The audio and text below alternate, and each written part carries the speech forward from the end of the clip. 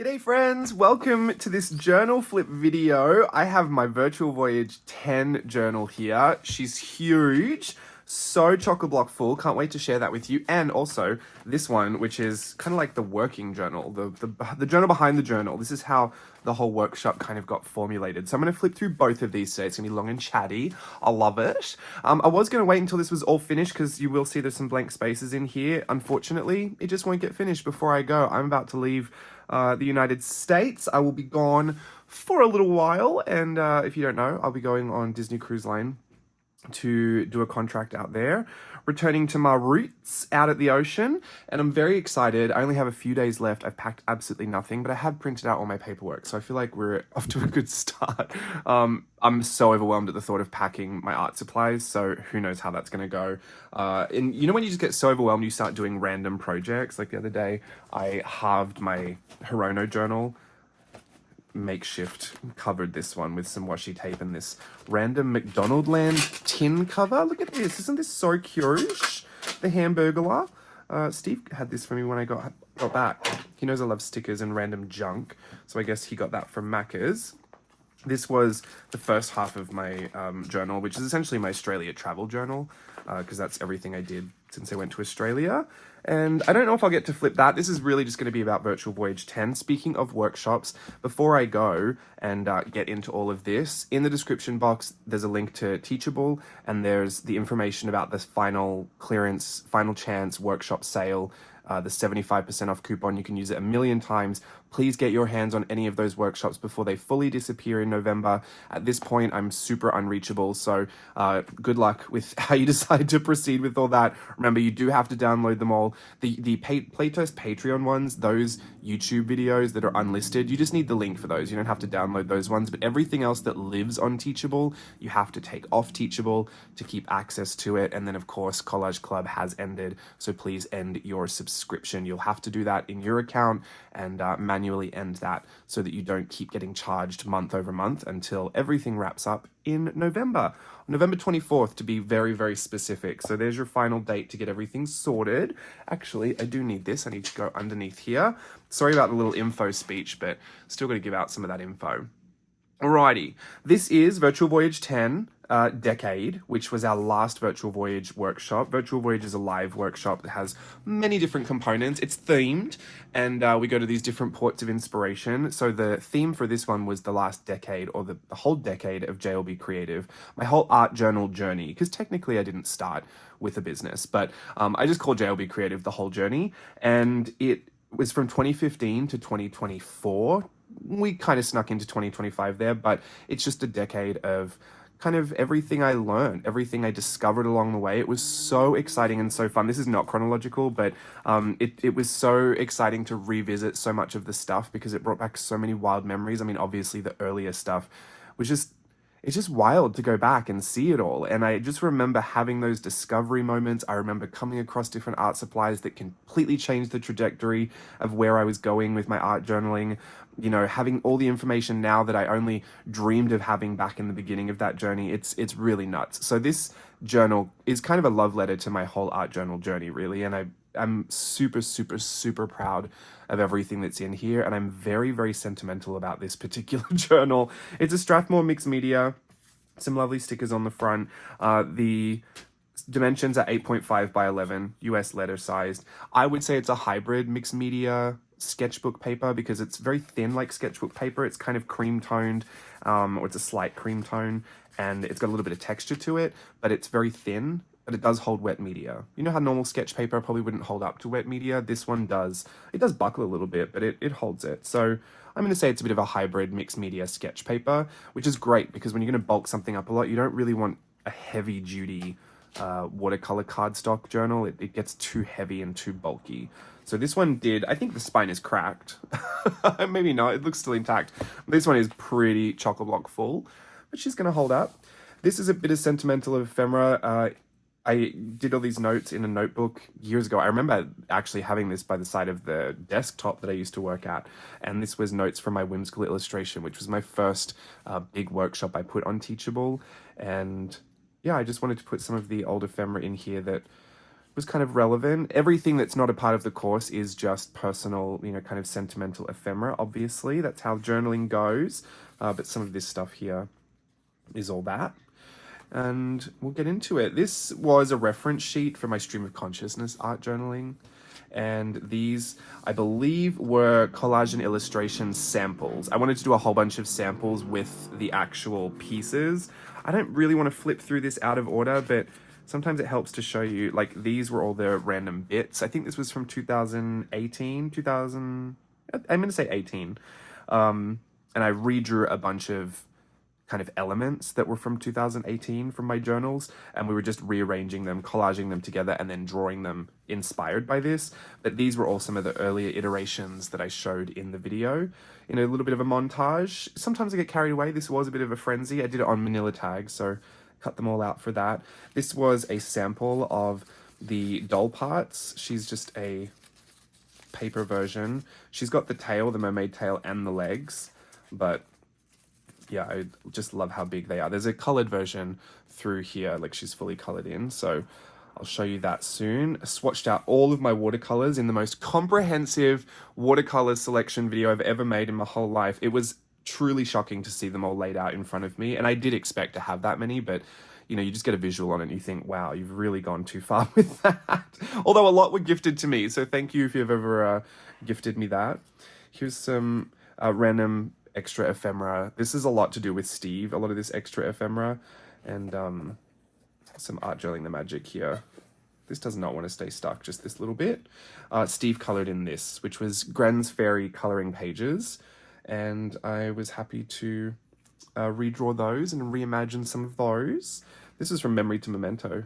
How funny. A little test. So some like old workshop type ephemera did make its way in here. One of Steve's Pictionary drawings, and then even some of the like examples that I do in the live lesson. Like this was an example from the live lesson. I'll try and put that in here. Here's a 2017 Journal Girl flip book. Love her. So random. I did a spreadsheet. I didn't even do all of the combinations, but I did a bunch of them, and it was huge. Like the amount of possibilities from all of these things. And I added a few blank ones on the template. I think this was a printable activity. And so you could make your own. You just had to make sure that the head lined up on these two notches and the neck lined up down on these two notches. But yeah, love this. A lot of the stuff that I did was just a direct kind of redoing of something that I had done during those earlier years. And it was surprising to me that the earlier years, there was a lot more to choose from, a lot more things to pick from. I guess because I hadn't explored everything so in depth, there was somewhere else for me to go with it. But also, I was on such a journey of discovery. I picked up so many things so quickly in those earlier years, whereas in the more recent years, it was a little harder to choose things to do because I was a little bit more set in my ways. I was going deeper, not wider with everything. So it all seemed a little bit more repetitive in the more recent years. But nevertheless, we still had a lot to enjoy. This was some mashup lessons. So I took different years, like different virtual voyages. And I believe this one is number 2. It was the topiary hairdos from Edward Scissorhands mixed with number 7 when I did the Princess and the Frog little dresses, the Mary Blair inspired illustrations. So we were mashing together different lessons in an effort to try and, you know, remind everyone that as long as you have all these lessons, you know, you've kind of got endless content. If you're just willing to take this lesson and mix it with this lesson, you can always try and Frankenstein something new together. These were whimsical illustration samples. This is an original too. I put a lot of watercolor swatch cards in here too. My, what do you call this? Blind box. My Pop Mart blind box of the Gwirls. Love her. I use the red string because the pull tabs on the box is usually red.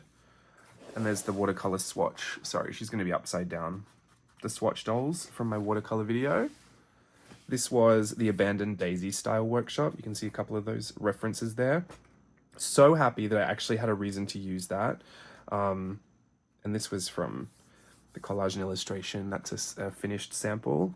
I was so happy that I didn't fully abandon that workshop, that I ended up getting to use. I think I touched on almost all of it in some way or another, but 2 of the lessons were this P style and the Pop Mart style, which we did live. So I like that. This was one of my original swatch dolls. She was a washi tape. I had to put some of these originals in here because they've been floating around literally for I think this has been around since 2017. That is when the washi tape came out, so I'm pretty sure it's been around since then. The originals for some of this stuff just hold so much sentimental value, and even though I've given away a lot of originals over the years through Etsy orders and stuff, or just to friends, because sometimes I get in a mood and I'm like, yeah, have it, who cares, I can redraw it if I want. Some of them have just kind of remained in my little drawer, my little pouch or a little box somewhere. So I wanted to put some in here because I felt like this was so sentimental. This really felt like the right home for a lot of them. Even old pieces of ephemera that I just kept around for no reason. Old digi-stamp face. Oh, this lesson here was one of the earlier ones too. This was like a redo of something. Love her. This was our portrait. See, we're so out of order. This is our final portrait.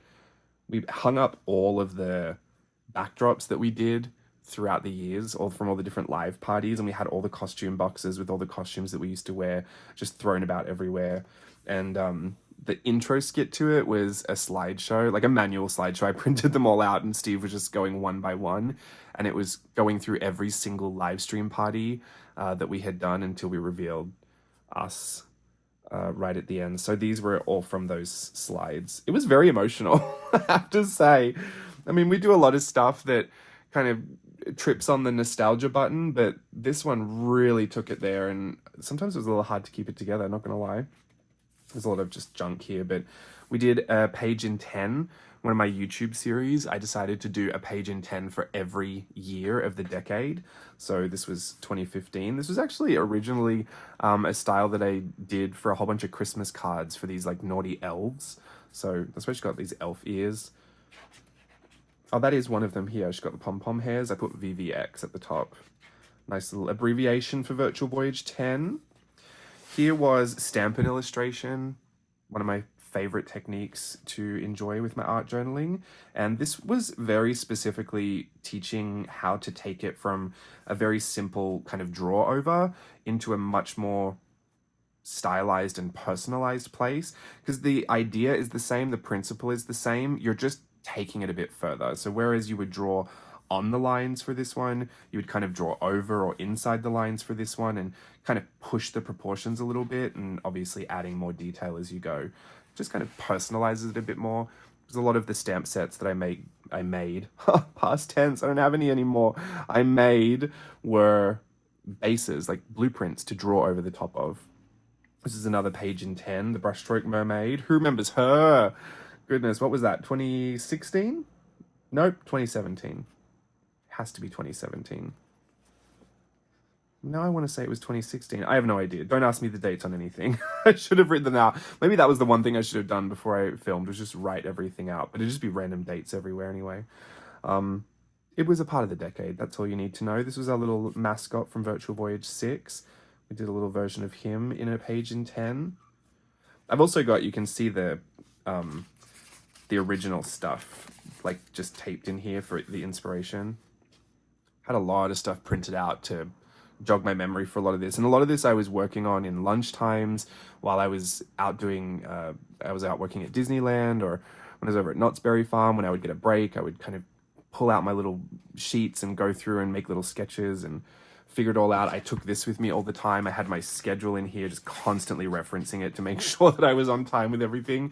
This was a beast of a workshop to put together. It's the biggest one I swear I've ever done. And way to go out with a bang, Arthur.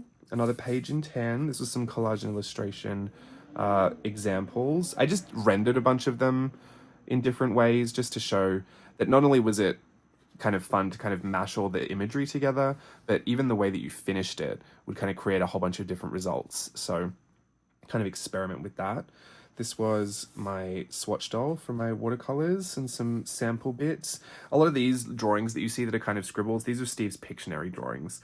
We play games in our live streams and do prizes, and one of my favorites is Pictionary because Steve says he can't draw it, but he's so good at it. And I just like putting them all in here.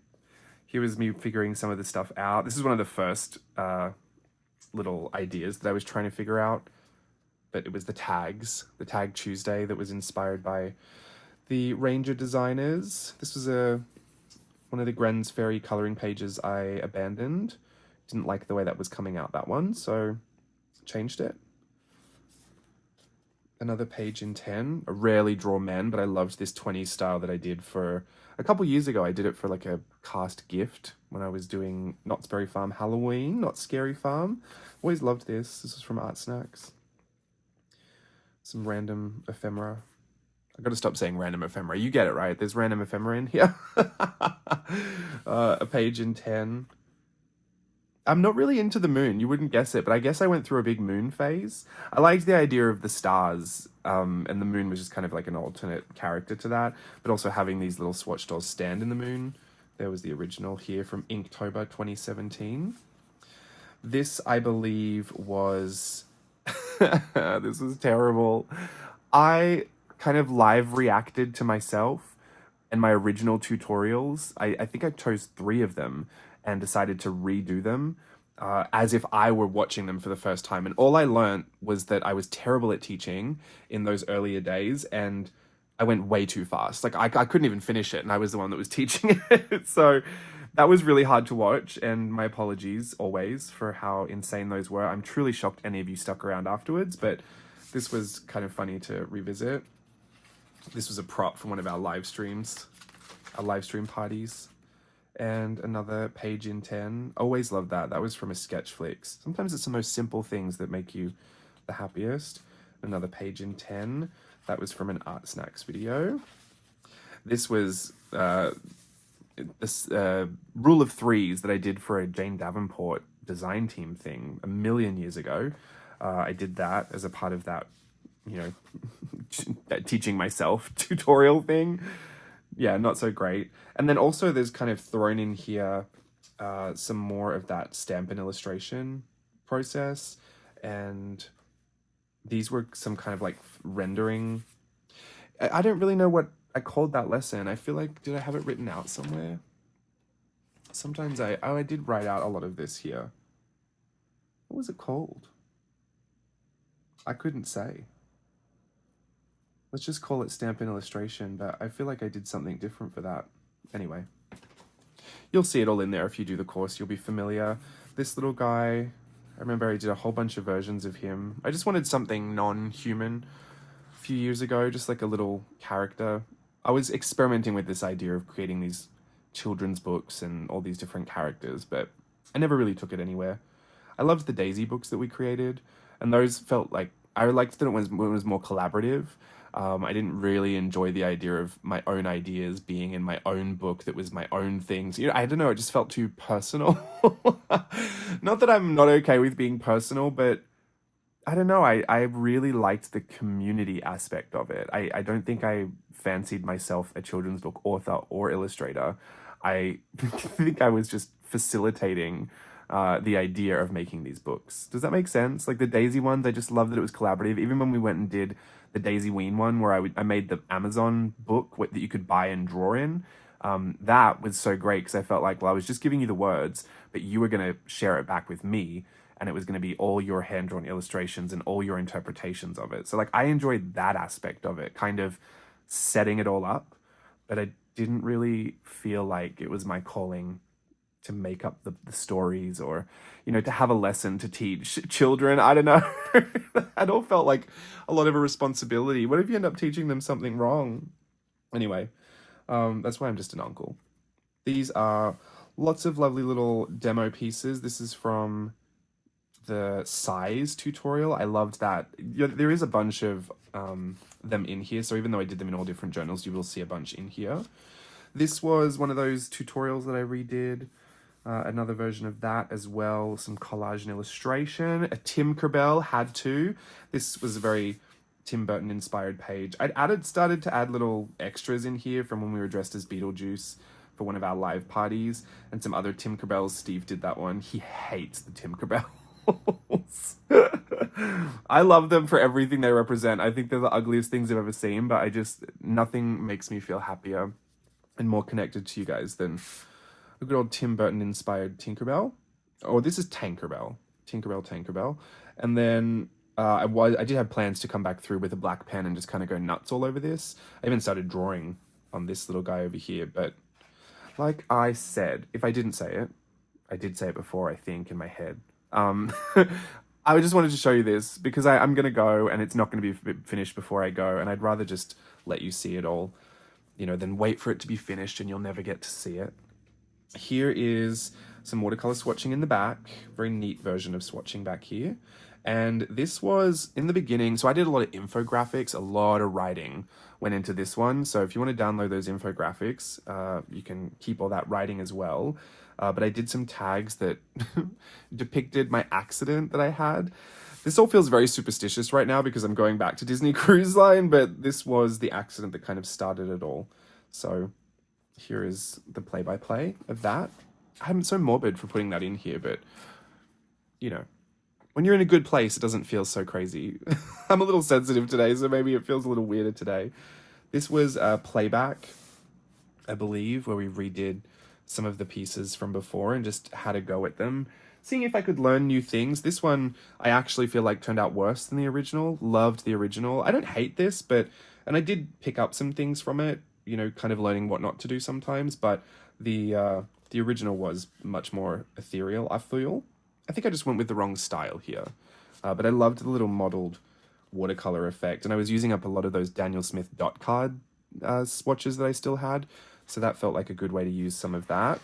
This one turned out really well. I mean, I love the original and Never Not. I feel like that was one of my first times I ever really like got the art journaling right. I was like, great, I'm doing it. And this is what it's supposed to be. Because back in those early days, you know, I had this very narrow view of what art journaling was, or I was figuring it out, and I kind of thought, like, if it's art and if there's some words in there and if it's sentimental or personal to you, then that's it. And it had to be fully finished with a color story, you know, words. There had to be something specific. And this was one of the first times, the original time I did this was one of the first times I figured it all out. So I feel, you know, sentimentally attached to that too. But I love the colors and how all these oranges and pinks pop in this version. I also love that it's framed into the page and there's this section for writing over here. And I feel so nostalgic about these earlier digistamp styles of drawing. You know, you don't. I think there's a period where once you start learning more skills, you start to not resent, but you don't look so favorably upon your earlier work. But then I think you go on the other side of that hump and then, you know, you do start to appreciate it again. So I'm more in that space right now. Here is some of the pencil sketch for Gren's coloring page. And this was my colored finished version. Some more pictures back there. This kind of shows the process. This was so like very, very closely mirrored what the original page was. I wanted it to be kind of a reimagining of the original, but I didn't want it to stray too far from it either, just because obviously a lot of my sentiment is in those original coloring pages. So I just kind of wanted to restyle it. So you can see underneath here in red is a scan of the original fairy coloring book page. And then I redrew over the top of it. So when I scan it back in, I take the red out, the red channel in Photoshop, and I'm only left with my pencil sketch on top. And then I'll clean all of that up and either ink it or just clean the line work up, and I'll be left with only the line work on top. So it's essentially it's essentially that stamp and illustration process, and then you take away the base. So yeah, I get half credit for that. Half of it's tracing, half of it's manipulating. But if you've never heard of that technique before, that style, not style, but that technique, that process, that's how I work a lot of the time, really, is just on top of something, typically one of my stamps or one of my own drawings. But I've also used like, pictures of like my own face or like these coloring book pages, especially if I drew something a long time ago and I wanted to make it into a stamp.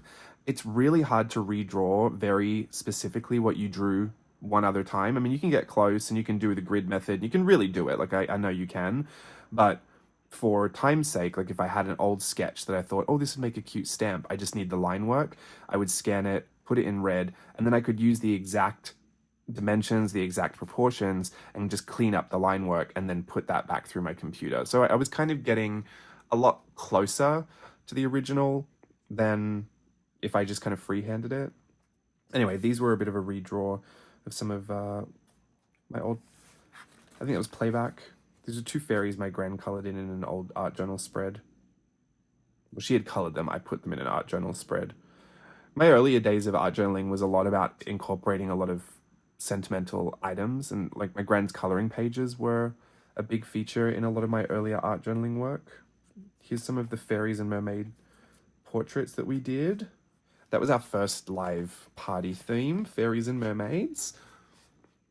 Another one of those original swatch dolls. This was a paint swatch piece inspired by when I worked as a guest teacher for Art Journaling the Magic, and I would come up with a lot of lessons. I wanted to kind of revisit one of those, and I never actually taught this as a lesson. It was a teacher gift, but I always loved it. When I was in the downtown Disneyland store, they had these coloring books, and it had a paint swatch across it, and everything in the paint swatch was colored in, and everything on the outside still looked very sketchy.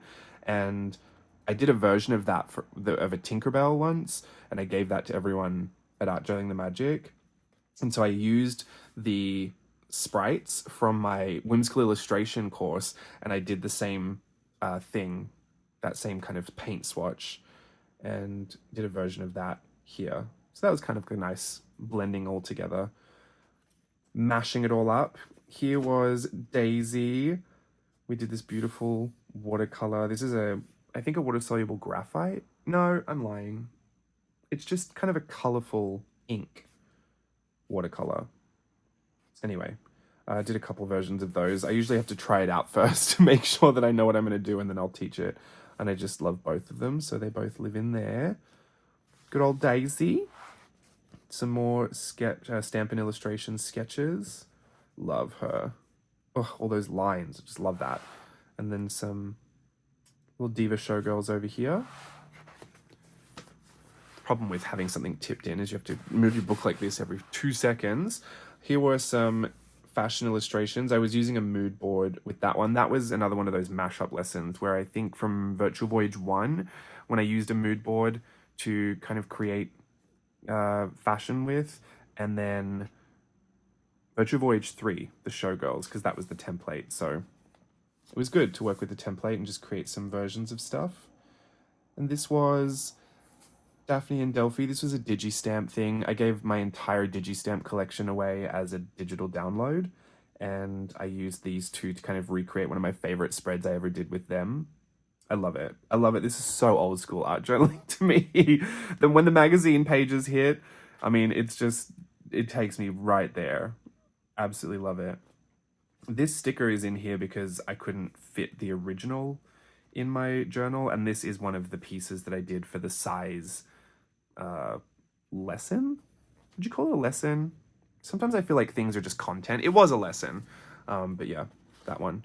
And look at this neon. It's so bright. I swear it like glows in the daylight. I don't know if it'll pick up on the camera, but take my word for it.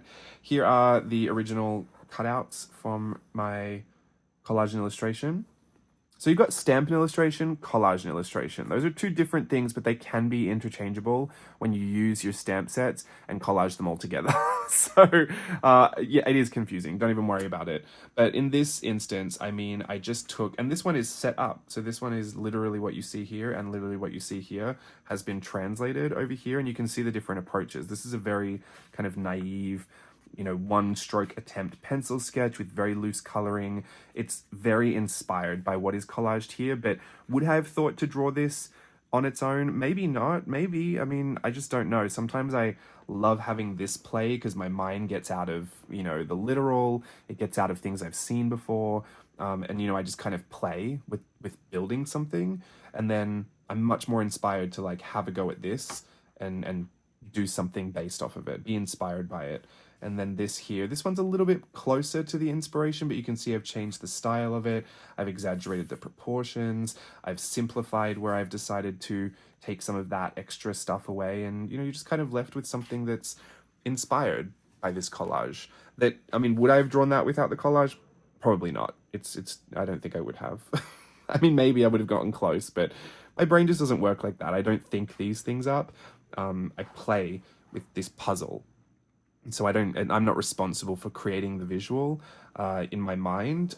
I can use my hands to create it. And that just feels like a completely different thing for me. So this is a process I just think everyone should try at least 45 times. It's lovely. Fairies, more fairies and mermaids. This is one of our final live stream pieces. Obviously, I've gotten very carried away with the fairy stickers around here. I think I was going to do a little garden with leaves and everything, but yeah, didn't finish. I mean, it is finished. I finished the course and I've done everything in here, but you know, sometimes I just want to fill everything. I want to fill every nook and cranny, but then I move on to a different journal and I've got a different thing that I'm doing. So it's not to say I'll never come back, but it's hard to know. Like, now I won't touch this journal for another 9 months. And will I touch it when I come back? Who knows? Because the last thing I said I was going to finish is still in there, half finished. I usually have to set aside a specific, you know, time and energy to do the finishing. Or throw it in my bag. Like, if I'm going somewhere, throw it in my bag, because as soon as I get some kind of downtime, I'll pull it out and I'll start doing all these little fiddly little leaf details. Like, especially when I was on the plane coming back from Australia, all I was doing was doodling. I was drawing all these little things. I did this whole page. They just kept it every time I would wake up from my nap or have nothing to do, I would add a little bit of extra to this page, and I just suddenly have another little thing I wanted to draw. So, you know, if I've got it with me and I've got a pen or a pencil, like I don't discriminate between the art supplies usually. I'll just go for it. But yeah, this is cumbersome. I don't think I'll travel with this one. This was another live stream lesson, I think, from our was it Whimsy Ween? We did Fairies and Mermaids was the first. Whimsy Ween was the live on the Lido deck, which kind of serves as the same thing. We just didn't have an intro skit for that. And the costumes were a little less. Then we did Daisy, a theme night live, and then we did Christmas in July for the live on the Lido deck, and then the final one was called The Final Bow, which we did her in. Love that. This was the K-pop mart style from the Abandoned Daisy style workshop that we looked at. We did that together. Another mashup lesson. Cruella meets Joy and Sadness. It was a Mary Blair thing from Virtual Voyage 4. Another finished Gren's fairy colouring page. Loved her. You can tell that if you don't notice, they're all ginger. My Gren loved ginger hair, so I had to put all of them as gingers. This was one of our final lessons that we did together. Just kind of incorporated everything. I wanted to go back to, well, not everything. I wanted to go back to the very beginning of what I wanted to do when I set out to art journal, when I was inspired by what I was looking at, when I was coming across all these art journalists. I saw everything they were doing and I was like, oh, I want to be able to do that. But I didn't possess those skills. I didn't know the styles that I was working with. I didn't know the products I was using. I didn't know how to get what I wanted out. I didn't even know how to make it feel like it was something that, you know, was like personal to me. Like, nothing really seemed that easy in the beginning. I just feel like I was always trying to figure it out, and I knew I wanted to. I don't even know why I wanted to. Like, it's not like it was a guarantee it was going to make me happy. I just thought, well, you know what, it's just what I want. For some reason, I want to be able to do this and I want to be good at it, so I just want to do it. Passion, I guess. Who knows why we have passions? But, you know, I was lacking a lot in those earlier days. So this piece kind of set out to, now with everything that I have after these 10 years, put myself right back at the beginning and do what I tried to do then and have success with it. And so I've always loved these stupidly long necks, this fashion illustration, very waif-like, very whimsical, ethereal, colorful, expressive, like all of these things that I wished my work was in the beginning that I would always get, you know, held up on. I couldn't be expressive enough because I'd get super nervous about making it look right, or I couldn't be quite as you know, stylized because I thought it looked too weird or too wrong, or I didn't know how to angle the face this way. So all of the things that I'd learned, I wanted to throw at this, and even though it just looks like a, you know, random journal girl from wherever, this does represent kind of my entire journey, really. And the journey kind of going right back to the start. Like, this is the 360 right back to the beginning, where imagine if I knew all that I knew and I had just started then. Like, did I really have to go 10 years to get to that point? Probably. But the journey was fun. So yeah, I guess even more rewarding to get there and feel successful. Here's sketch flicks. I love a sketch flicks. I did Luca, my one of my favorite Pixar films. A lot of little drawings that I love in this. I only used pencil and I only did a double page spread. I've never really limited myself that way before, but I wanted to try something new. I'm always trying something new with these sketch flixes. And then afterwards, well, like right at the end, I was doing some really simple versions of the sea monster, and I think it was based off of like a picture they had drawn in the movie. And I thought, oh, okay, that's how they simplified in the film. Let's see. And I have the Art of Luca book too, so I'd be interested to go through that and see if do I have it? Yeah, I do. It's right on top. I will be interested to see if they have some kind of reference to the simpler style of illustrating him. I've seen the collages, and those are insane. If you don't know, I think her name is Diana Masigliese. She is a Pixar. I don't know what her title is. Maybe character development director. I don't know. She's very important, very talented collage. She's a very talented artist, but her collages are absolutely insane. And she worked on Luca, and she's Italian, and she just kind of poured her entire soul into that thing. And her collages for Luca are some of the most whimsical things I've ever seen. They're so beautiful. They're so simple, but they're so perfect. And I just love it. Anyway, I'm so sidetracked. I did see some simplified versions of it. So I ended up doing this simplified version, and I thought, I wonder if I could just change a few things to kind of make it personalized. With journaling, I think I'm always trying to just make it about me, or it sounds so arrogant, so egotistical. It has to be about me. But you know, it's self-inserting a lot. You're either writing about your own story or pulling from your own imagination. And a lot of us are writing about ourselves and our own life and our own experience, our interpretation. So whatever. I go there. I'm trying to figure it out. And so I just changed a few different bits. And there's not a lot to change in a simple illustration, but just to give it that personal portrait kind of stamp on top. And then I did one of Steve, and I thought, oh, that's great. So this Sketchflix, usually within a workshop, I'll call it a Sketchflix Plus, and there has to be an extra element to it that I don't do publicly, because my Sketchflixes are on YouTube. So the plus portion for this one was an extra tutorial where we kind of did our own sea monster self-portraits. So this is me.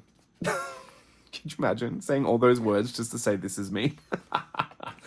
I can be too much. I haven't talked to you in so long. I've got so much to say. This is another mashup lesson. Love her. Yoshitomo Nara meets Tim Burton. Absolutely obsessed with her. She's one of my faves. And I've put some ephemera to match. This one kills me. These no-face, stupid pictures that we did. This Falling Alice kind of framing thing. Love her. I did so many versions of this. You'll see it in that journal over there when I flip it. Maybe I'll just try and show you a couple here. I kept doing it over and over again because I feel like I couldn't get it right. There she is there. There she is there. There she is there. There she is there. There's another one. There's another one. It tries to do her head different.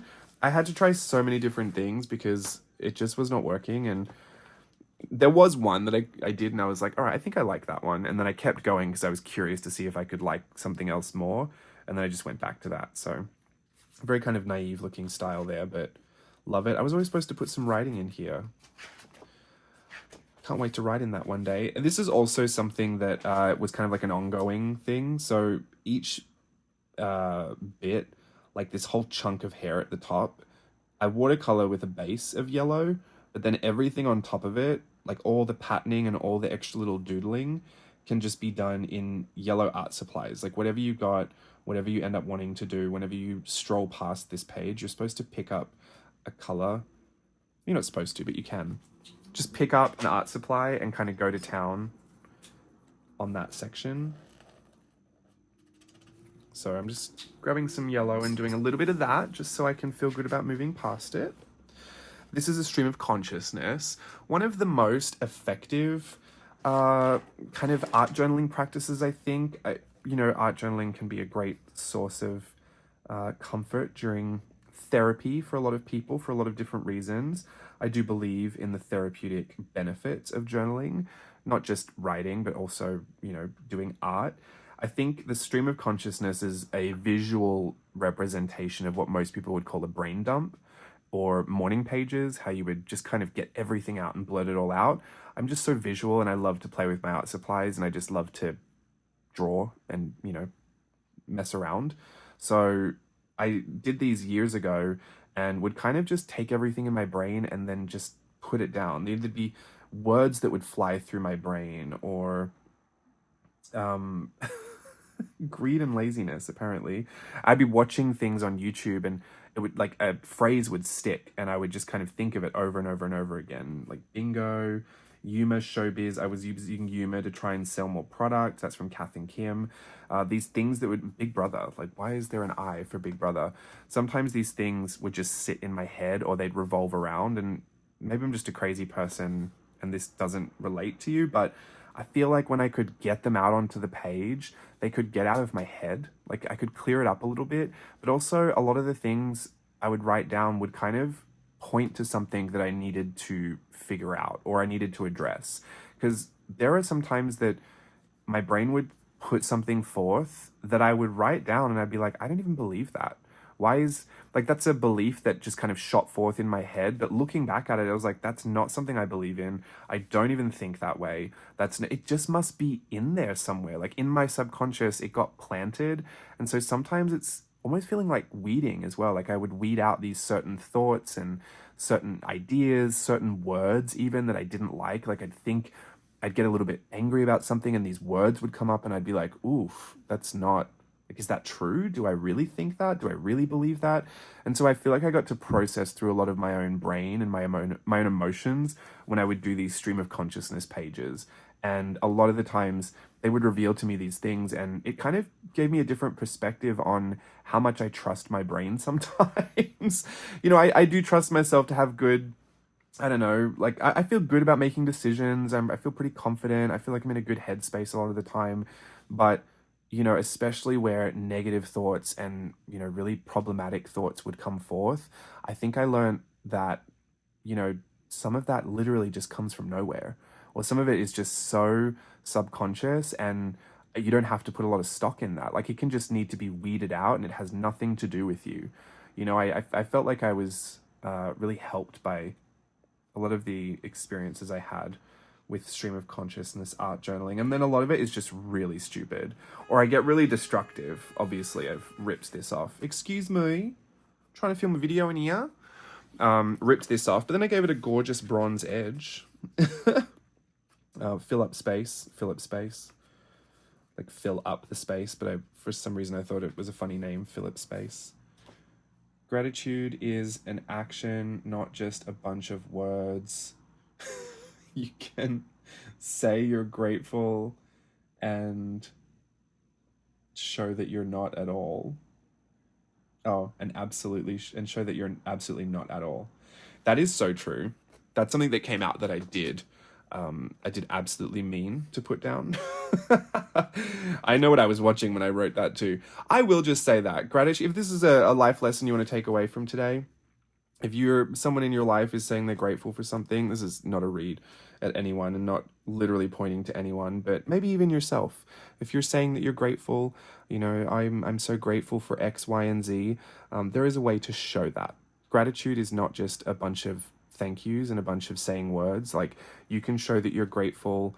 For example, like, if I show I'm grateful when I was doing my workshops by having my content out on time and delivering exactly what was promised, or trying to go above and beyond what was promised, or, being available to ask questions to, or just these things. Like, if I say I'm so grateful that you joined this course, there's a lot of ways that I can show that I am grateful. If I just say thank you so much for joining this course, and then I disappear and don't give you the videos that you paid for, and then don't show up and don't do anything, and when I do show up, I'm half-assing it, like, there's no point to any of that. So, sorry for my little soapbox moment there, but I do think that's important, and there's a reason I wrote it down. So let that be my lasting word, please. Here's some more ephemera. The fairy and mermaid from our live stream. That costume was so wildly put together. Here is the size kind of template. I even drew, when I ripped this out, I drew this here so that I could know where I was drawing on this page. But then I ended up putting this fairy in here. She kind of peeked out anyway, so it's all interactive, I guess. This was our live stream lesson. one of the digi stamps. I love this because you can see the difference between the mixed media of it all. So this is the watercolor, and there's a lot of beauty to the muddling of the watercolor over here and the modeling. But just going in with a few, I think I only went in with a red blue pencil, to be honest. Maybe a graphite pencil again, but just how much extra that eye popped with just a bit of pencil. You know, that's really where I think mixed media is your best friend. It just enhances everything. You can go too far, but I think it's always better to go too far than not far enough. You can always rein it back in. I always feel when we're dancing, it's like we ask people to go too far because we can pull the energy back, but it's a lot harder for us to try and draw blood from a stone. Daisy, lovely little Daisy here. I love these portraits. We did a Wes Anderson kind of vibe for those. Definitely was out at some historic house, probably getting in trouble for shooting there. I tell you what, every time we're shooting on location, it is a race against whatever neighborhood watch wants to come out and tell us that we can't shoot there. Sometimes I'm just ready with the lie too. I've got a permit, don't worry. Absolutely not. Don't have a permit. Sometimes Steve gets a permit, but that's usually if he's shooting like some engagement photos or something, you know, we can't get kicked out of. But for ourselves, we just get the camera and run. Could you imagine? I mean, we got a lot of honks too. They really liked our flower headpiece that we made out of old cardboard. This was my sketch for, oh look there, you can see the red underneath. I had to do the red for this because it was the template for the box, but this was the drawings for the Pop Mart box. And some more of the showgirls. I loved these. Very Madame Butterfly, I feel. Could you imagine a big opera with this? Like, especially this opera coat. And these sleeves. I love this headpiece. This one was great. Loved that one. I don't know if you can tell, but can you see the bird? Her dress is the shape of a bird. That was directly from the mood board. Some stamp and illustration stuff we did on our live stream. Just showing you. We did this, like, I did this the very first year that I got my stamp set, my concept stamp set, and then I did this a bunch of years later, and so I wanted to do it again on here, but we actually ended up doing this kind of 3/4 over the shoulder version. Love her. Love this sketch. This very specific sketch was one of my favorite sketches.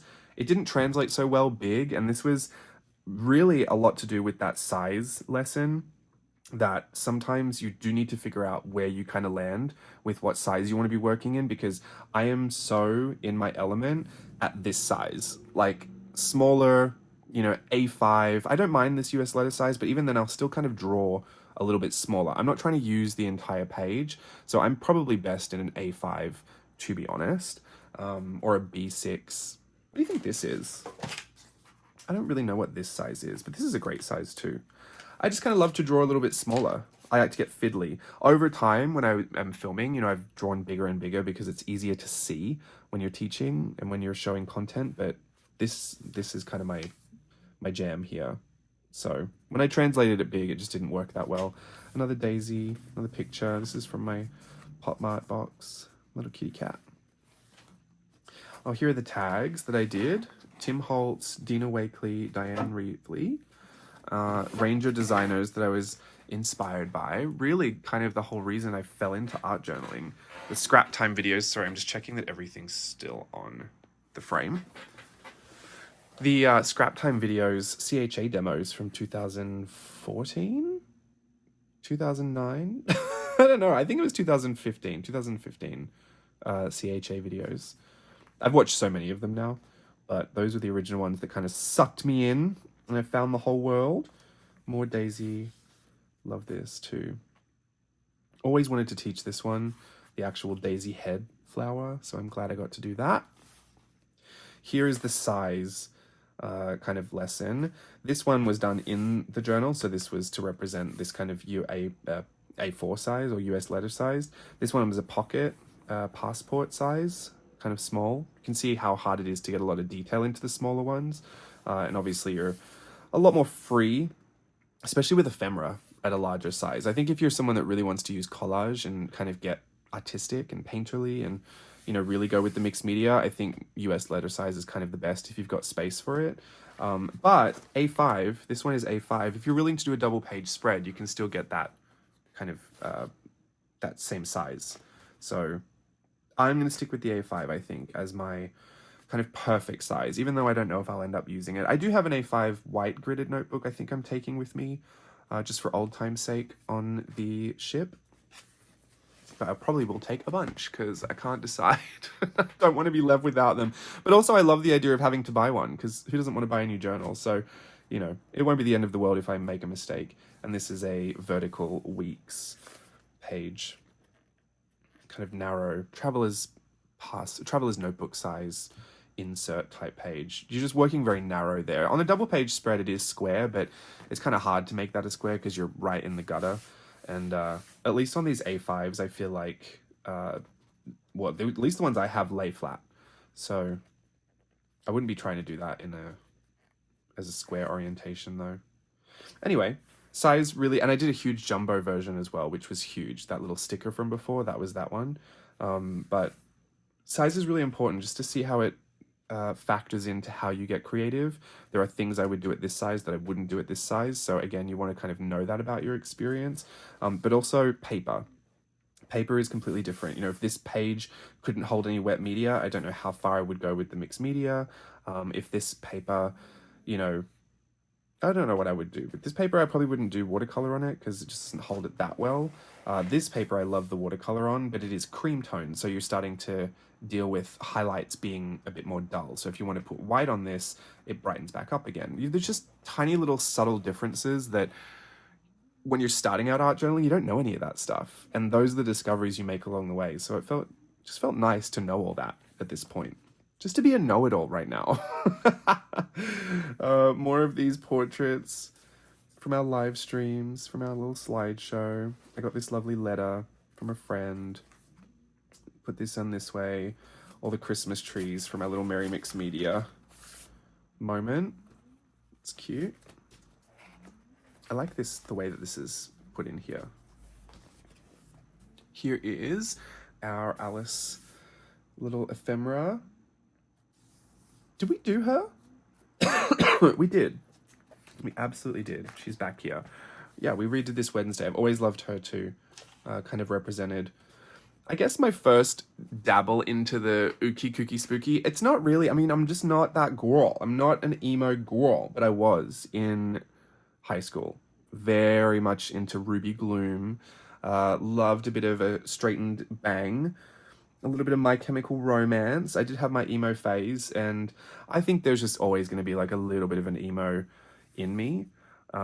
So as far as I go now is a bit Addams Family-ish. Like even though I could kind of dabble with the spooky, it's still very light. It's very light fare. Addams Family Values, Wednesday, the new Wednesday, the Tim Burton one. Beetlejuice is probably like as scary as I want to go. I've watched some scarier stuff. In fact, recently we watched the TV series Interview with the Vampire, and we watched both seasons. We binged them over 2 days, which is so rare for Steve and I to even care about anything like that. But I don't know, we just got wrapped up in it all. It's kind of camp, but it was very gory and it was very intense. So I'd say maybe I can watch some things that are a little bit scarier, but not any real horror stuff. Like I just can't. It just sits with me. I can't do it. Anyway, these are some things for one of our games. Did he have to draw these? He might have had to draw these. Maybe those are his Pictionary words. We did this, which was, this is a summer, like a summer Christmas version of the Who's that I did for those countdowns in Merry Mixed Media years ago. Oh, there's some there. One of the originals. But there was a Halloween version that I've done in here that I actually liked more, but we were doing Christmas in July, so I thought, well, I can't do Halloween again because we've already had a Halloween party. But these were from, this is from the last Virtual Voyage 9, me, myself, and I, when we got dressed up as Cindy Lou and the Grinch. I look so ugly as the Grinch, but it's so funny. I drew that hat on too. And more portraits. This was our final. I drew these Hironos of Steve and I. This is all ephemera, this. Entertainment content. Oh yeah, these are the ones. This was the Christmas in July. This was Daisy. This was our Whimsy Ween. This behind here was our very first live party. We did Alice in Wonderland Down the Rabbit Hole. And this photo is our very, very last one. So this was 2020. This is 2020. And this is 2025. This is a whole Hobonichi 5-year Techo apart. I don't think we look that different. This is a lot more high quality than this one. Although this might just be a selfie though. I think this was a screenshot. Anyway, those are our little portraits. That was such a nightmare to set up and clean up. And I don't think we told you this, but a little bit of history with this here. I was going to redo some other stuff and I wanted to kind of change it. However, Steve balanced his camera on something that wasn't very sturdy and it fell and completely shattered the filter part of the lens. I thought the whole lens was shattered, but the filter part of the lens, and it got stuck so he couldn't take it off. So we were just looking, it was all set up like this. We had taken a few photos and yeah, it all kind of ended in lots of tears and a bunch of camera glass just shattered on the floor. We had to leave. We didn't even pack it up that night because that was just a lot. Like those cameras are so expensive and I just thought that's thousands of dollars. That is just, it was a whole nightmare. And it's so hard for me not to just say, why did you rest it on that? So we were just, it was so tense. So yeah, hopefully you didn't feel any of that energy in the final week, but sometimes we are really going through it behind the scenes and we just have to make sure that you don't ever find out. But we got some good photos, so that was fine. I just usually like a lot more options. Sorry, I'm just checking. Still in the frame. We're getting towards the end. This is the colorful version of the mermaid I said from before. I've actually blue tacked her down because I just don't want her flying about everywhere. And I can pull up the blue tack. It's fine. You know, move her around in her joints, but let's leave her like that for now. She's so pretty. Just swatches. Steve's happy birthday to me. It's a pop-up. Lady Gaga. And my voucher for some merch that I did get. Behind here is the passport stamp file. Remember I said the red and I draw over the top of it? This is another one of those examples where I just wanted to reference all of this. So my passport stamp, this image here, features every single thing we did in Virtual Voyage 10. There's a reference to every single lesson in here. So I wanted to make sure that I could collage it all together first. It was too hard for me just to think that on my head. So I actually take the images from the files and I'll collage them together on Photoshop, print them out in red, and then just draw over the top. And that's how I get every single thing packed in. But anyway, yeah, we finished on my birthday. So that was a lovely little birthday thing. I've had this for so long, this tag, and I've loved it for so long. It was actually in another journal, but I pulled it out. It belonged in here. And this was the Wednesday. We did an ink, a la Inktober 2017. She was one of those washi tape heads as well. This is different Halloween things. Virtual Voyage 8, Burtonville 2. More of the list. This is another swatch doll drawing from that same notebook that I kept by the desktop to do my workshop prep in back in 2017, 2016. Lies. 2018, 2019. Doesn't really matter. This is a lesson. I know it looks like nothing. It's from my memory to memento. It's called Tetris tiling. It's a great... Oh, excuse me. I'm going to lose my voice. Hang on. Great technique to get a lot of junk into a place if you're not a junky junk journaler. Do you know what I mean? Like, people do junk journaling a lot of different ways, and I can be very like, this is my garbage stapled into a journal. But if you're someone that's a little bit more neat and aesthetically pleased by, you know, neat figures and arrangements, this is a really great way to do that. It's essentially a game of Tetris, but I do go through some of my ideas and my little rules to myself in there, in the workshop. This was, so there's another version of this, but I don't know if it's in here. It's not. This is the passport stamp, but I've gone and etched in a lot of line work. This is like something I've drawn on top of. The original one doesn't have all the etching in it. And you can color it if you want to color it. And this was another lettering tutorial. I have a lot of different ways that I do lettering, so I kind of broke them down into 2 different versions here, and then a bunch of different things to think about when you're lettering.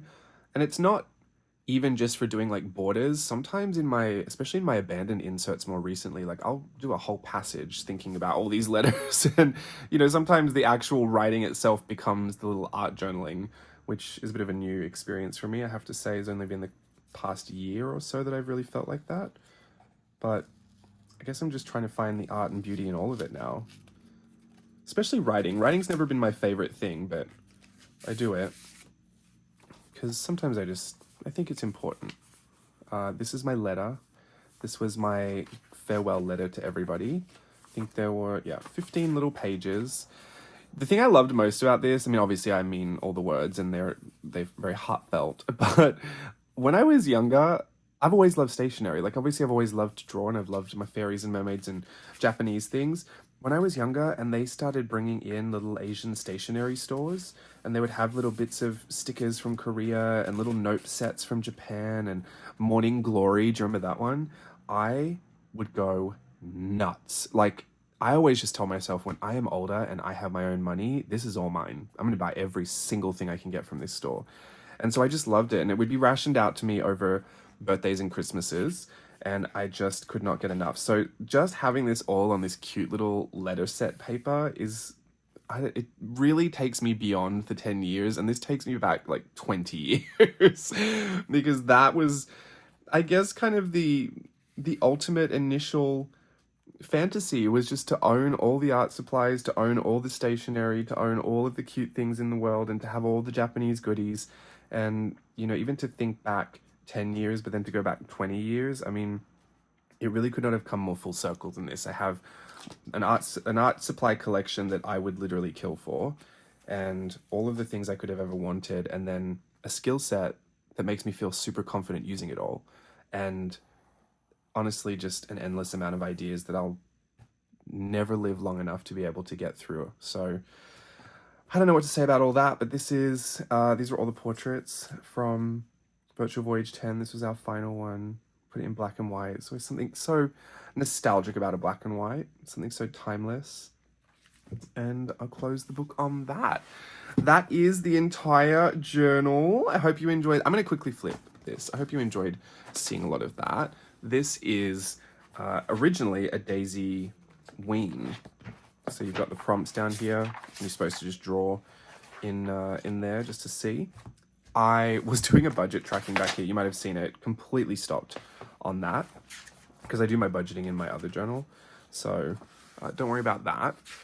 It's not full, but there's a lot in here. I don't think I'll go into too much detail because you can see this is how my brain works. This is just something that says to photograph Polaroid Day 2015 journals.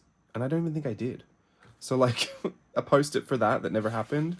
The year it started can be the total post. Don't break it up if you don't have to. Daisy Abstracts. What does that even mean? Anyway, VVX decade, my 10 years art journaling.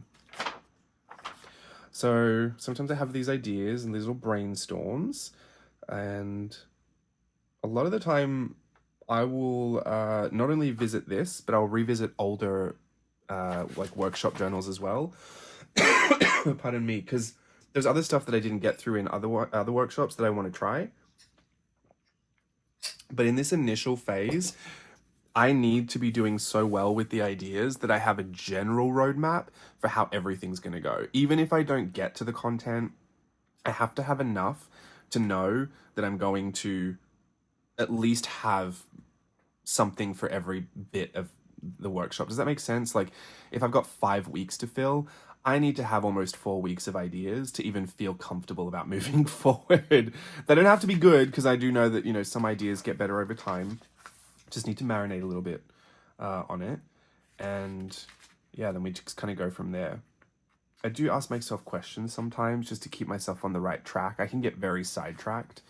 And then obviously keep myself on a tight schedule. This was the itinerary, but originally this was the layout. And I had a bunch of these post-its that were just kind of telling me what I was going to do on what days, and I would switch things out and I would get rid of things and I would change things.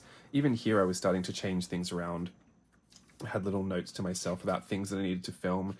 But I believe when I started, the course, I was over 2 weeks ahead. So as we did this day here, I was already working down here.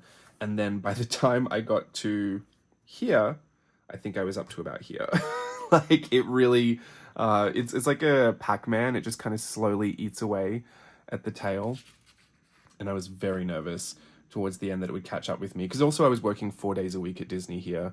And I had been working kind of non-stop since the beginning of the year. At Knott's Berry Farm and at Disney, I was like double dutying at some point. It was a lot, but I keep myself very, very on schedule. And I have like a 0% option to not deliver. Does that make sense? Like, I think I put such an insane amount of pressure on myself to make sure it happens because I just can't have people say that I didn't do it and feel like I'm scamming. I was like, I have to do it. It has to be out when I say it has to be out. So yeah, I keep myself on a tight leash with all of that. The Tag Tuesday stuff. I was kind of going year by year and just sectioning things off.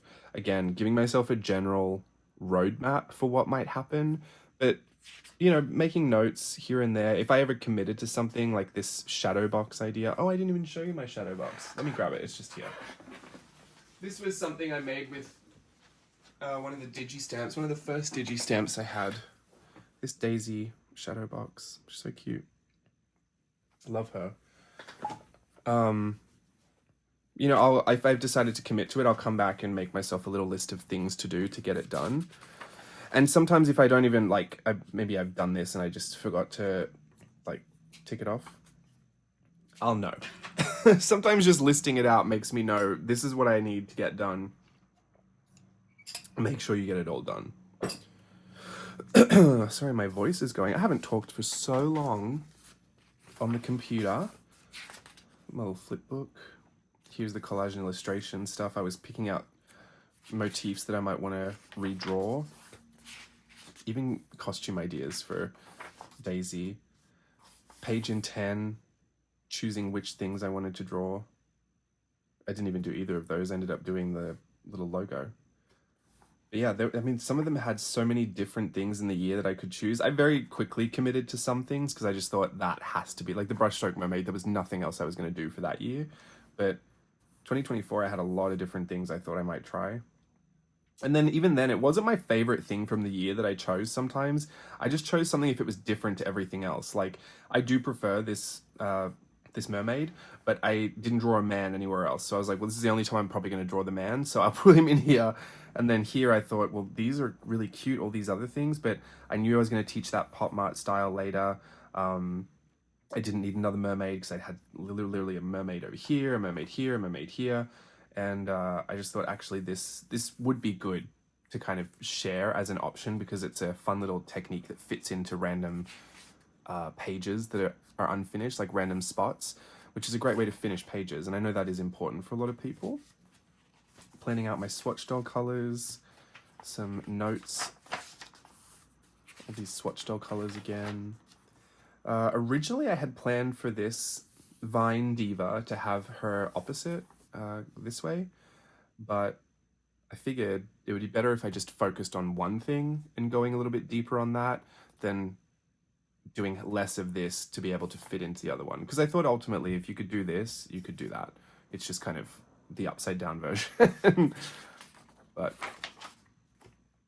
yeah, creative choices sometimes. You have to pick your battles. Here was some of the stamp and illustration work that I was working on. Again, the finalized page in 10 layout. Sometimes by the time you see me teach it, it's like the 6th time I've done it. That's kind of, it's not painful. I think that's what my brain wanted me to say. It's dangerous. Because once I feel super comfortable with it, then I start wanting to change it. I do this with dance too. I'll be dancing for like a week. I'll be choreographing something. I'll go to teach it. I've already been doing it for a week. So not only am I comfortable with it, but then as I'm teaching and I think, oh, let's change it. I don't like that. I'm bored with that. Let's change it.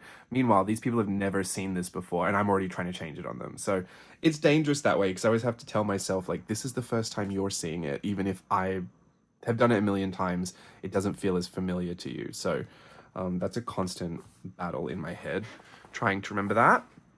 Some Vine samples for the Vine Diva. Here are those Alices I was showing you before. Digistamp.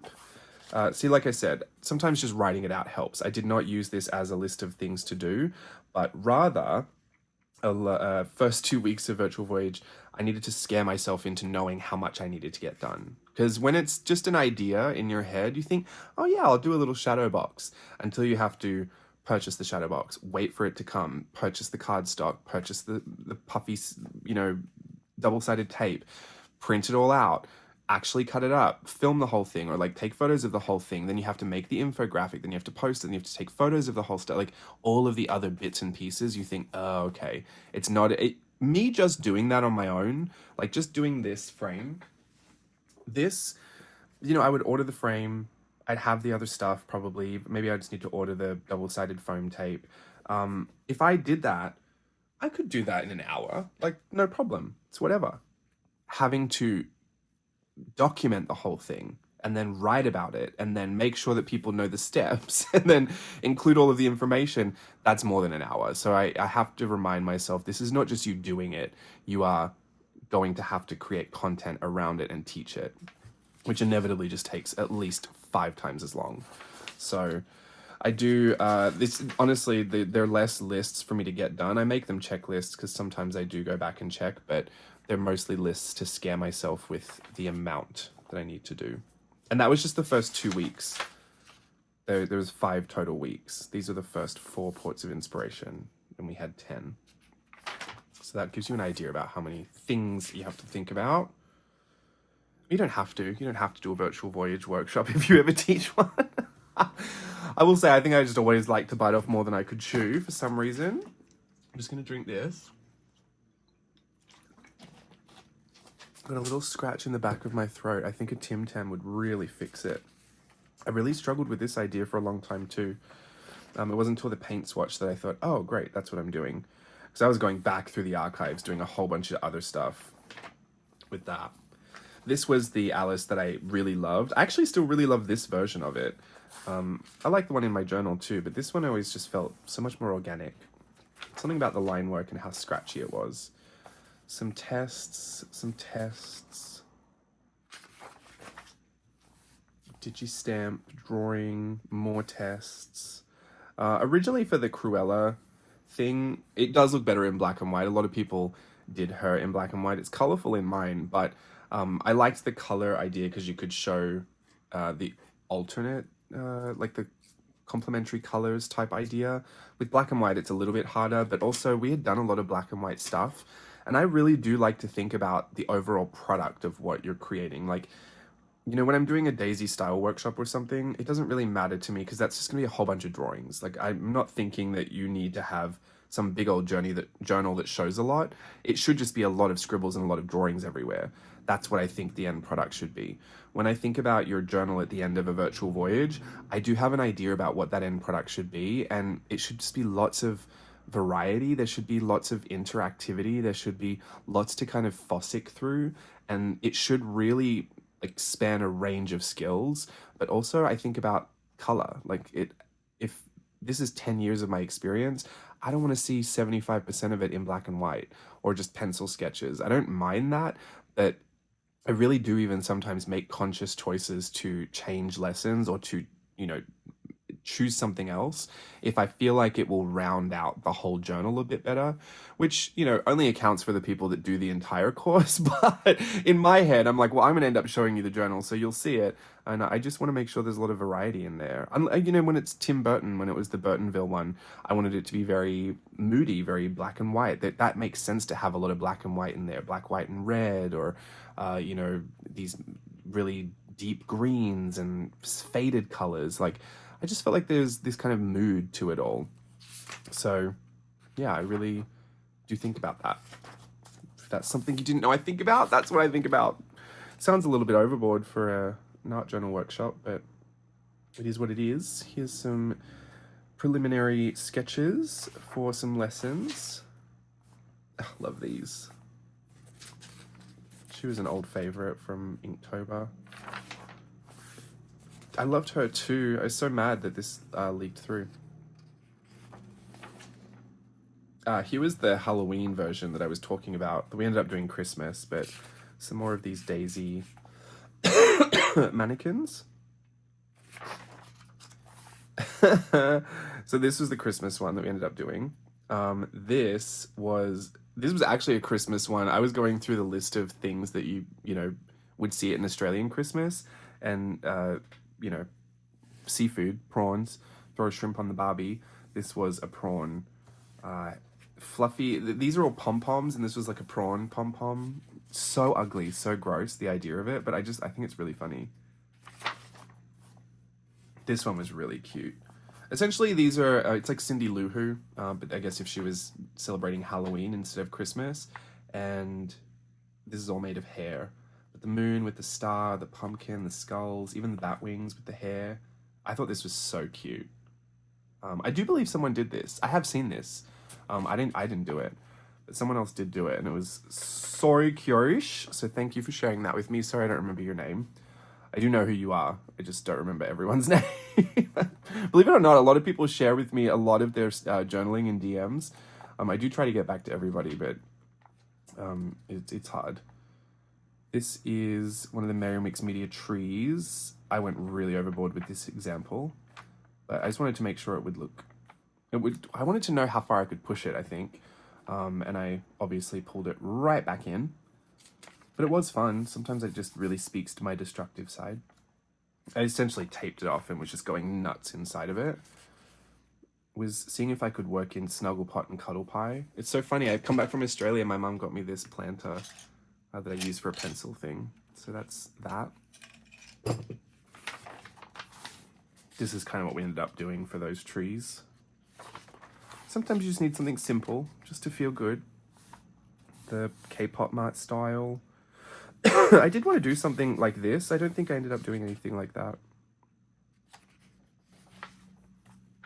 We did end up doing her. This was my sketch. I loved her. So pretty. Yeah, see, I really tried to make this line work thing happen. And that's nothing. That was me measuring a frame. Yeah, that was it. Nothing else in here. There's a test page from when I tested out all these journals for Daisy Ween. But that is my total Virtual Voyage 10 workshop journal flip. I hope you enjoyed that. I've got to go before this little thing in my throat takes me out, girl. I'm really happy to have shared this with you. Bad lighting and all. I don't want to get too sentimental, but I am going to be leaving here, and like this time next week I'll be in Canada, and I think there's still so much I want to share with you, and I know I slowly share with you on Instagram, and I'm just not as present as I have been for so many years, and it does feel weird. Like I'm not going to sit here and say, you know, I'm going to turn the camera on myself. Hang on. Guys, it's literally the next day, and I just woke up from a nap. And have some coffee. You know, the Starbucks, not talking about Starbucks, McCafe cappuccinos are really not that bad. They're not good, but they're not that bad. And I find it really hard to find a good cappuccino around here. Anyway, last night I did film the journal flip, and I remember saying, oh, I'll chat to you afterwards. And I did start chatting, but Steve called me really quickly into that video, and we had to go out to dinner. So I was like, oh, I'll just do it when I come back. Did not do it when I come back. I got back a little bit later than I expected. Was exhausted, fell asleep, woke up late this morning, took Steve to work, came back, slept. And that's really just the story of my life. I wasn't going to chat to you about anything specific, just kind of how I'm adjusting to everything, because I feel like I mentioned this chair is so squeaky. And you know what? That was one of the things on my mind. Get a new office chair. But then I thought, well, I won't really need it, so it doesn't matter. I can deal with the squeaking, but it was annoying for the videos. Yeah, everything, my mindset is so different. Everything's kind of shifted, and I wanted to clue you in on a little bit of that because, you know, I think it's one thing to share the whole journey of starting everything, and it's one thing to share the journey of kind of closing it too. And if you ever thought this was kind of a simple transition, I'll just level with you. It hasn't been. It has been quite challenging on a few emotional fronts, and even more confusing on just like, I kind of on a routine level, just the way that my brain has been conditioned for so many years to see content, or to see a monetizable opportunity, or to see a good idea, or to find, you know, even just the training that I've developed for my own brain to dive into all of these you know what I mean? Like I do something, I kind of like it, and then I start to pull it all apart. Like, is there a lesson in that? Is there a workshop in that? Is there a product in that? Is there something that I can use for business? And this is not uncommon. I mean, when you mix your passion with kind of a business venture, it's this weird thing where you're enjoying it and you love it, but also there's all of these other thoughts that come along with it. You're not just doing it for that passion anymore. It's not just a pastime or a hobby. And especially once you start paying your bills with it, everything seems like, you know, it's worth developing, or it's worth looking into in a deeper level, on a deeper level. So I've had a lot of that brain training over the years that I have found very difficult to kind of disconnect. Also because I think as soon as the workshop finished, it was my birthday, went to Lady Gaga, had an amazing time, but also I was doing the Etsy sale. So I was still in the business throes of it all. And then we did the sale, the 75% off, the last chance workshop sale. I still had a collage club to do. So I was doing a bunch of stuff that still felt like it was business as usual, even though I knew it was finishing. And then I went to Australia, and then it all just went cold turkey off.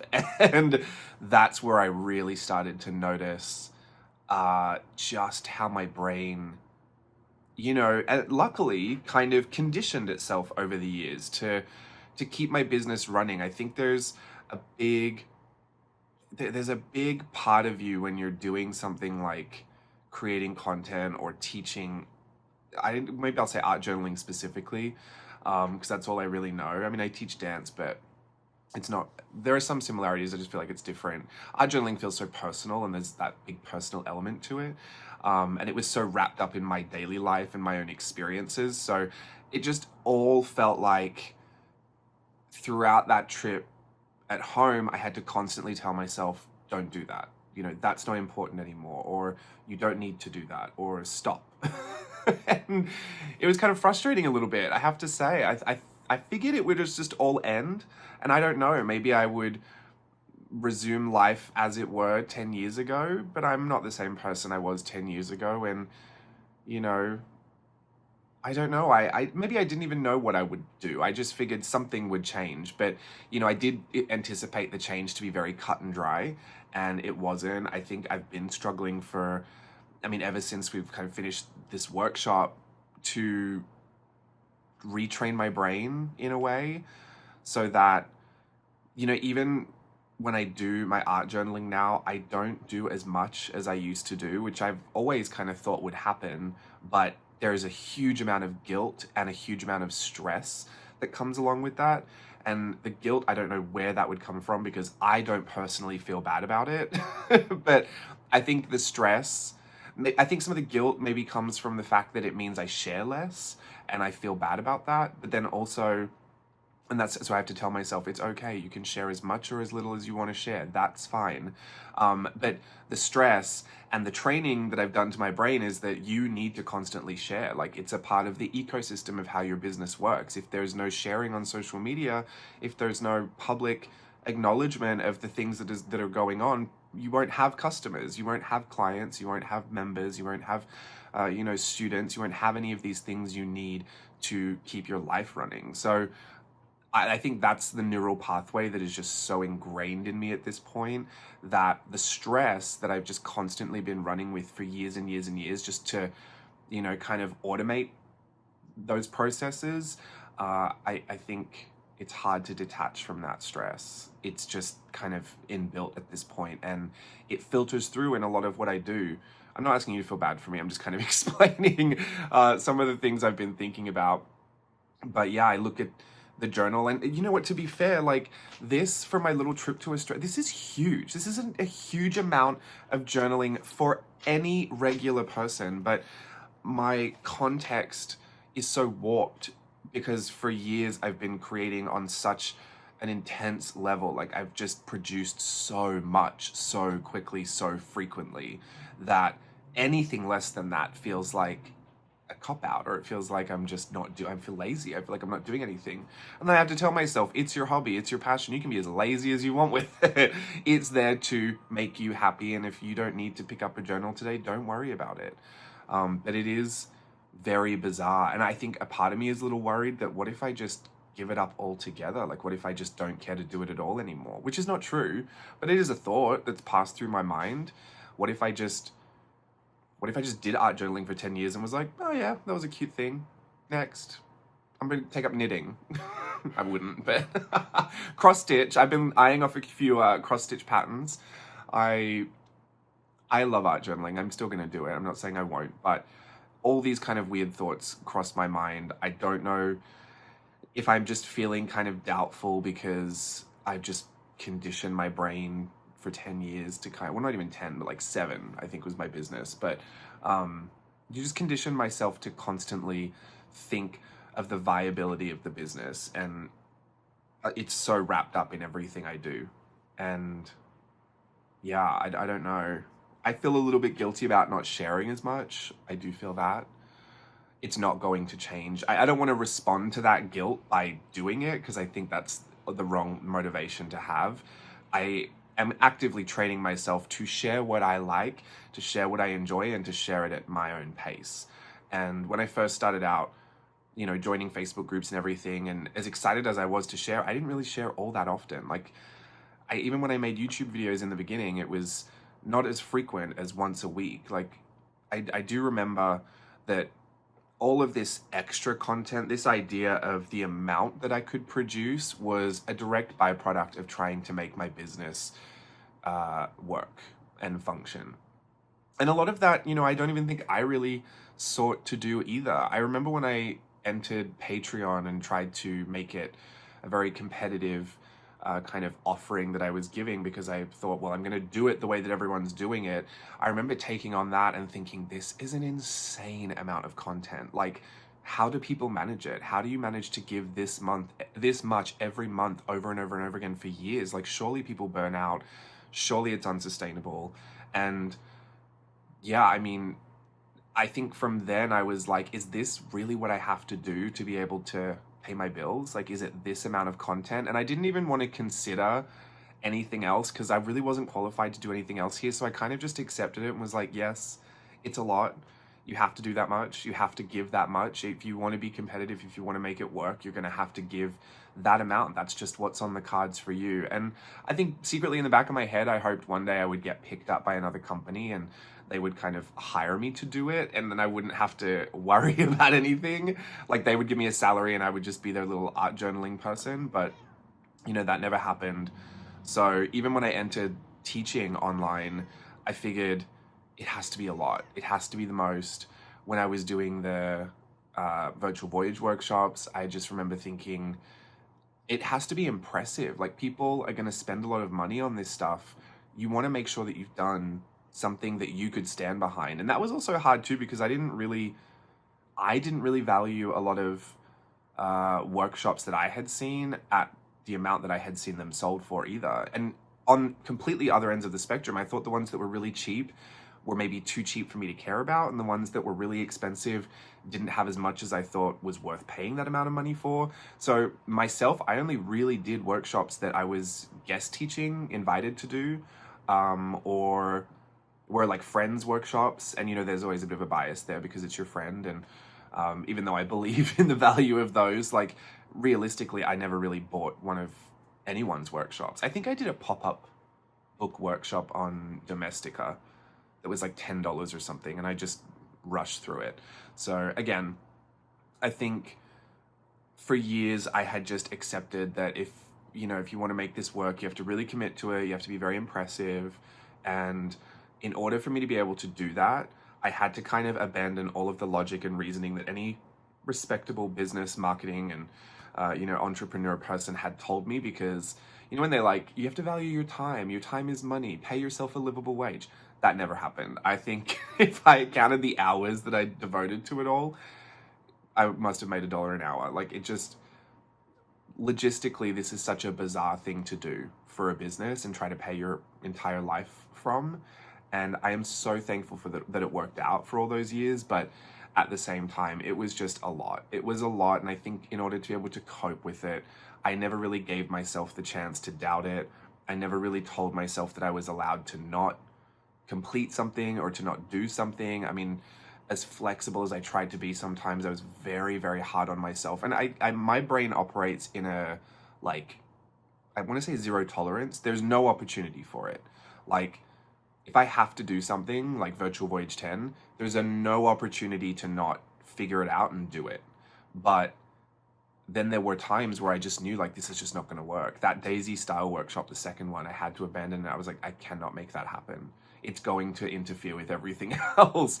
And that was really, really rough. And in those moments, I think people see it and they're like, oh, it's only a workshop and you're fine. Don't worry about it. We don't worry about it. In my head, if I haven't met those expectations for myself and if it doesn't work out, I'm thinking like my whole livelihood's gone. Like, I'm gonna lose everything. Everyone's gonna quit everything. Everyone needs a refund. You're never gonna make $1 again. Like, I kind of catastrophize it a lot just to encourage myself to not get to that point. It's like almost like I scare myself out of failing.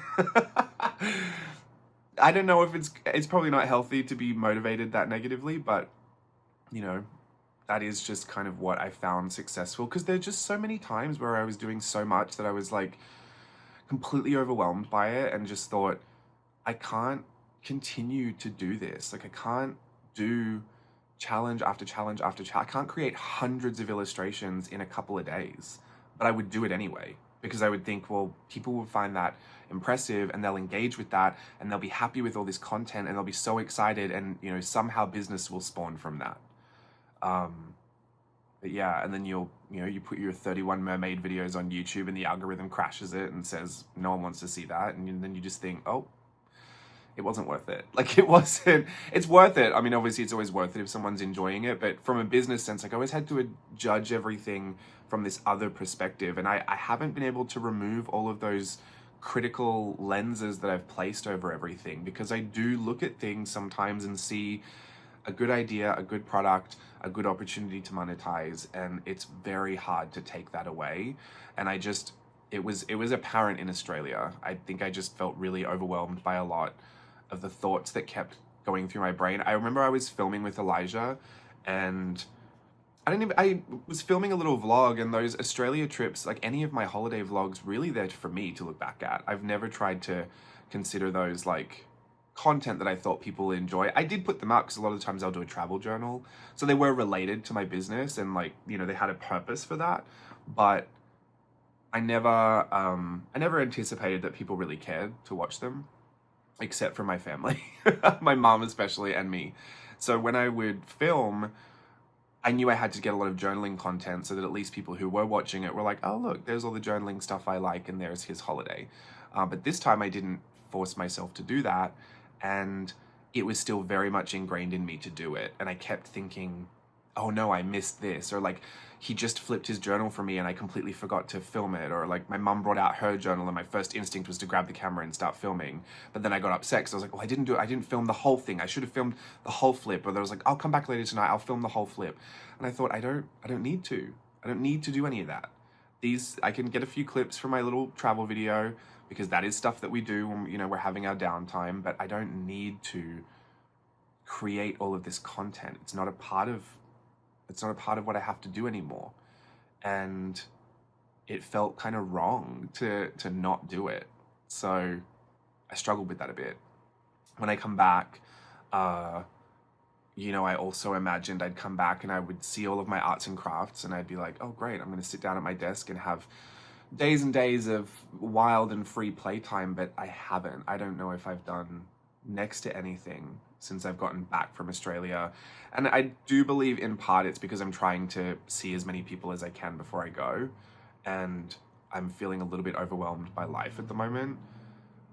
It's good and bad, to be honest. I'm not going to go into whatever's bad about it, but it's just a lot of change. It's been a lot of change.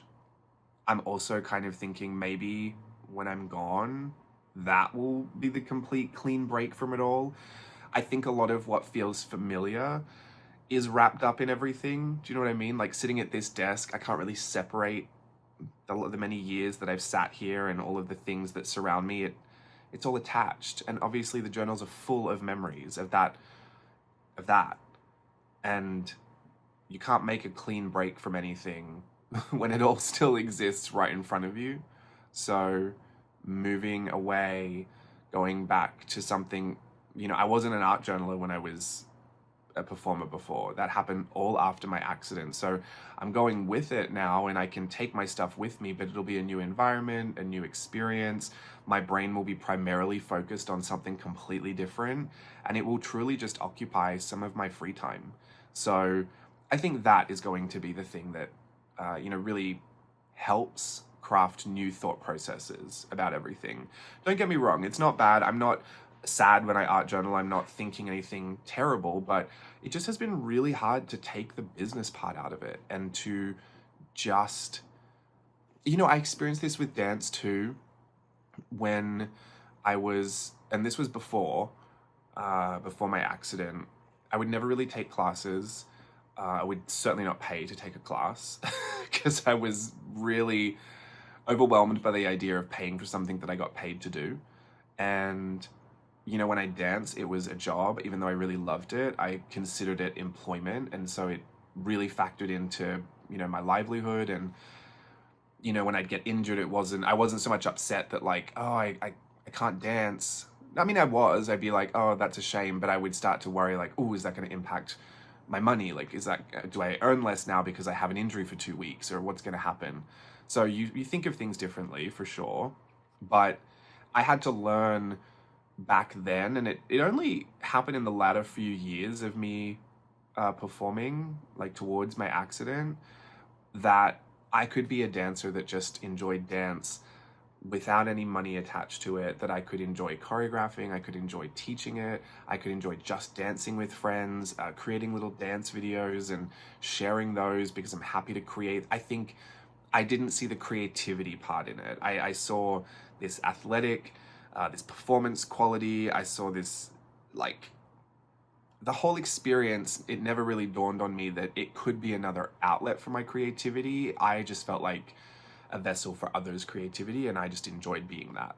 So I learned that towards the end of, my last experience, but when I was no longer dancing as a job and I was doing art journaling for my job, when I would go and dance, I had to deal with being a dancer without that job part. And there were parts of my brain that couldn't accept that either. Like, I'd be doing a class that I would have to pay for, and I'd already be in a weird place about that. So I was trying to shed those ideas.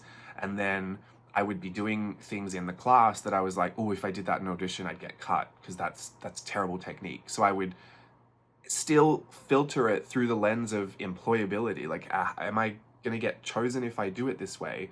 And I wasn't even at class because I just enjoyed dancing so much and wanted to have a great dance. There was still all of that attached to it. It's like, once you make anything your business and the money gets involved, there's this whole bunch of things that just like attach themselves to your brain.